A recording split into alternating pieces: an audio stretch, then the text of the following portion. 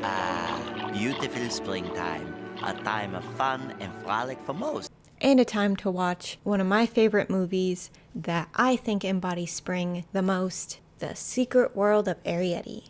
My personal favorite Studio Ghibli movie. Ghibli. No, Ghibli. Well, can't say I said it wrong if I said it both ways. Anyways, as an artist, it's hard not to get inspired after watching this movie and want to create something from it. So that's what I did. And it just so happens to be right here. If you zoom in and just angle the camera a bit, and you just keep zooming until you see pixels, and then just enhance, and here it is, a animation inspired by Studio Ghibli's The Secret World of Arrietty. And this video is the process of how I made it. But first, if you haven't already, think about subscribing and hitting the like button. I'm working on monetizing this channel, so any support is appreciated. Now, back to the video. You might think since it's an animation, you just jump straight into animating, but that's kind of hard to do when you don't know what you'll be animating. So it all starts with an idea, and mine started from the movement in this film. Funny as that sounds, the movement of the grass, leaves, and flowers. Whenever those were on screen, I could just feel the gentle breeze that they were able to capture with the animation. And I wanted to try to do that. Capture a summer's breeze, basically. Or spring, whatever. Which makes sense why I wanted to animate a scene rather than just paint it. It's not so much the appearance I was striving to replicate, like in a painting, but the movement. And you can really only do that with an animation. So, with my idea very loosely thought out, it was time to move on to thumbnails. And since this film is from an ant's eye view for the most part, that was the perspective I wanted to use. And then I just started mapping out rough sketches of how a field of tulips, the flower of choice, and one of my favorites, would look in that perspective. I also wanted a strong light source to help with that feeling of a warm summer's breeze. And with all of that in mind, I came up with my first sketch of this animation. And you can also see here that this project was going to be a lot bigger, like more than just one flower kind of bigger. But that's honestly the life of an artist. You usually bite off a lot more than you can chew. But that just means we're ambitious. With the rough thumbnails of what I wanted the animation to look like were done, it was time for reference gathering. I pulled references of the types of flowers I was planning on animating, some grass at lower angles to help with accurate perspective. I also included references from some of the Studio Ghibli art books that I have to help when creating the hand-painted elements. And of course, references from the film itself to help with color, line work, and also movement. And some from other Ghibli films to help with previously stated elements. I just really like the food scene, so I threw those in for really no reason. And lastly, I tried to find references of flowers at an ant's eye view angle, and I was able to find a couple, but none that were at the exact angle I was going for. So I jumped into Maya, a 3D animation software that I was only using because I still had my student license. Otherwise, it is not worth the price. Just use Blender, it's free. And with that, here's the reference. Now, it may just look like a bunch of sticks with balls on them, but that's honestly all I need to start creating my rough sketch. And that's what you're seeing here, a rough sketch of me laying out where the tulips will be, as well as some very out of proportion grass and trees in the background.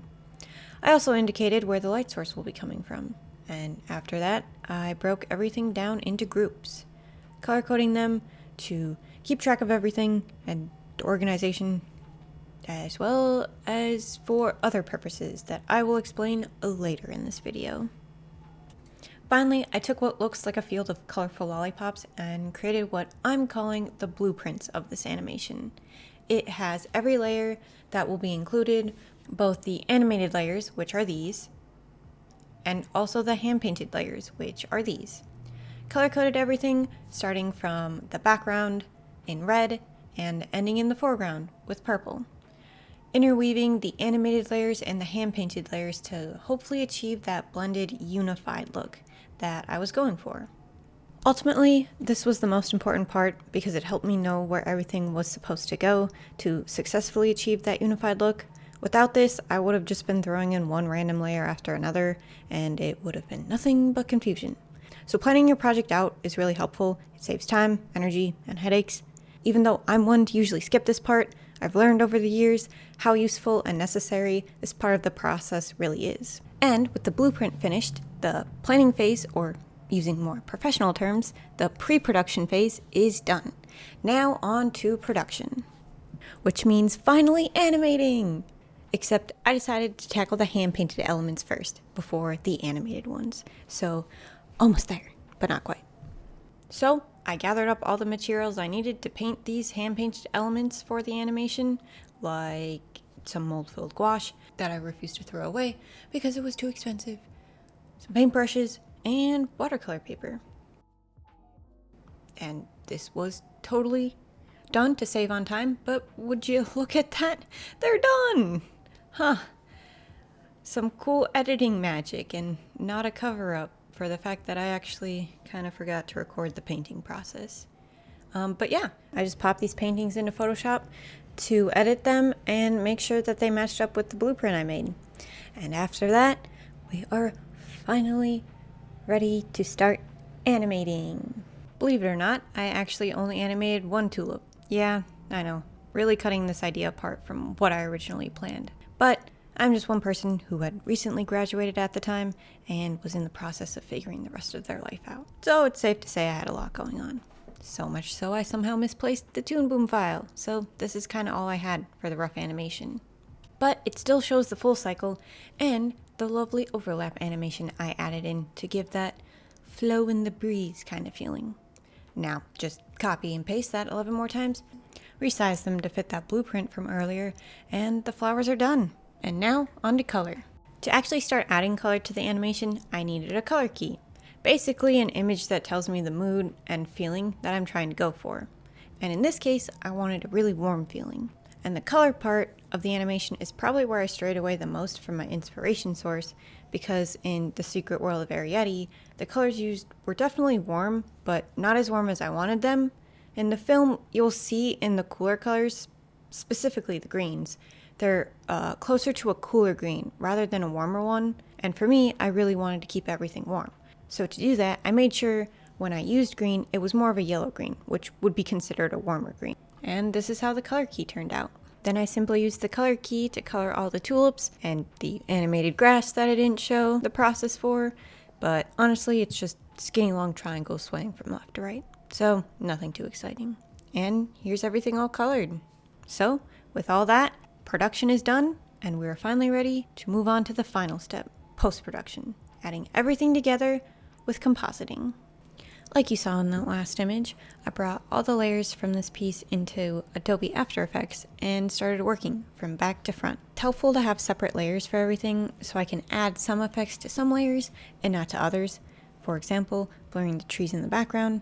I did this in Photoshop, but I could have easily have done it in After Effects as well. But you'll see later on, I actually do blur the tiny tulips in the back to help push the depth in the scene. Now that all the layers are in the correct place, it's time to see how everything looks.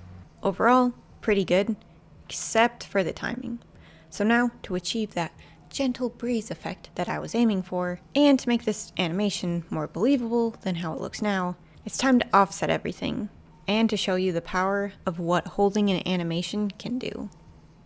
Because I only animated one tulip, I obviously only have one animation cycle, and you would think that's not enough to achieve that desired look I was going for. But if you hold certain sections of the animation, it starts to offset everything and fool you into thinking I actually didn't just animate one cycle. You could call it lazy, but I'd like to think of it as working smarter, not harder. Now that the timing of the animation is done, I move on to adding some effects. First off, a 2D rim light plugin that helps enhance that strong light source that I also wanted. Then onto adding the actual light source by adding in some light rays and this light circle that I can't remember the name of, followed by a particle effect that adds in the blowing leaves. Some color correction to tie everything together. Oh, and can't forget the grain. You can't really see it, but it adds a lot. And that's about it for effects. But looking at this, I still wasn't happy with the timing. It was giving gust, and I wanted breeze. So I slowed everything down just a bit, going from this to this. And now I can finally say the Studio Ghibli inspired animation is done. Well, I hope you enjoyed this quick run through of how I created an animation inspired by one of my favorite Studio Ghibli movies. I plan to make similar process videos of how I approach animating stuff. So, if you like that kind of thing, or animation stuff in general, think about subscribing. I promise future process videos will have more footage that I don't lose. Well, that's all I have for now. So thanks for watching.